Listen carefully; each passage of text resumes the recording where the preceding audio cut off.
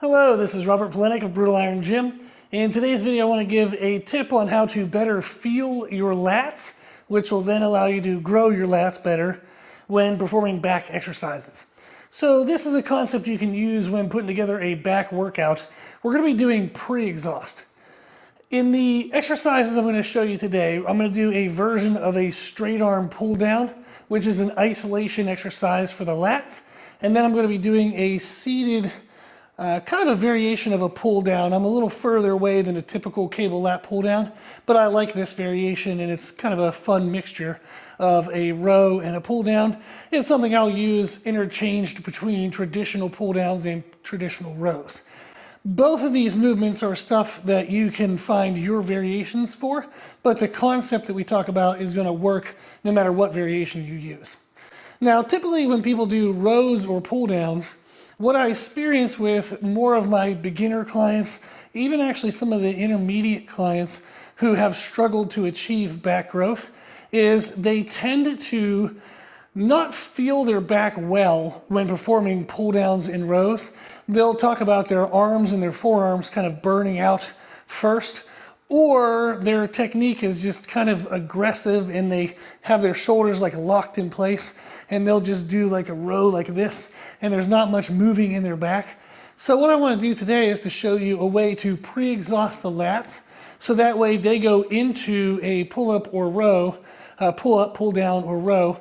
They can go into that type of major compound movement more fatigued, which sounds odd, but that's actually going to help you then better feel your lats, and it'll better make sure that your lats are the first thing that dies in that exercise. So therefore, the lats are actually taken to full fatigue, and you're going to get a full stimulus out of them.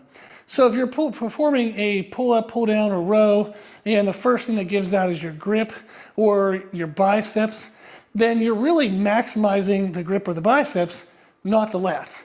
So we want to pre-exhaust the lats, make sure they're pre-fatigued, so that way when we go into the compound movement, we better feel the lats and make sure that they actually are the thing that dies first.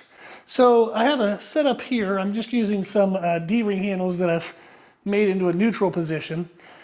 This is going to be a cable straight arm pull down. Now you can do this one arm, you can do it two arms, you can do it narrow, you can do it overhand, neutral, wide, overhand, neutral. There's a lot of ways to do them. There's even seated variations where you face away on an incline. You just want to perform some type of straight arm pull down. You can also do a dumbbell pullover if all you have is dumbbells. But you want to do some type of isolation movement for the lats, and this is a great example of that. So for this movement, I'll take the handle, I'm going to step back to make sure I have some tension already at the top. In this position, I want to think of squeezing my shoulders down as I also pull my hands towards my hips. This will contract my lats. And then when I come up, I let my shoulders raise a little bit to stretch the lats. So down and squeeze, up, down and squeeze.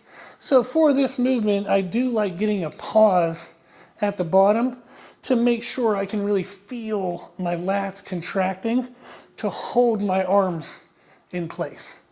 Now for this movement, you can do as heavy as, say 5 or 6 reps if you really want, or you can go as high as 20 reps. I usually stay somewhere in between there, somewhere between 5 and 20, but the idea is I get a good burn and fatigue in my lats. So I'll do one more. Squeeze. Excellent. Now, what I would do next is I'd move directly into this seated row pull down. So I'm going to move the camera so you can follow along with me here. Here you go. So now we can see the setup I have. There's the cable at the top and then a seat right there. So now, when I move into this exercise, I'm going to better feel my lats because they're pre-fatigued. I could use wrist straps if I want to. I have a pair here. This actually goes around your wrist, and then this tail end would wrap around a handle, and then you grab that, and that can help support your grip. For the handle I'm using here, this doesn't allow you to wrap. You actually don't really need to. You're just going to hook your fingers. So I would move into this movement much faster than I'm doing now. So usually I'll take less than 30 seconds. So now I would perform this movement with the same idea of coming down and squeeze, squeeze, like this. But now my lats are going to be pre-fatigued leading into this movement, so I'll feel my lats more than I would feel my biceps or my forearms. Now, once I can't pause at the bottom, I'll still kind of get a couple reps just to make sure I'm really wearing out the lats. Whew.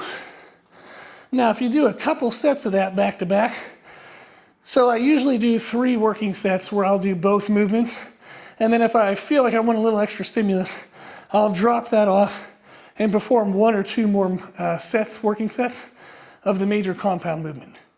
So this would be a great way for you to better feel your lats and achieve a better growth stimulus out of compound movements by performing a pre-exhaust of some variation of a straight arm pull down before the compound movement.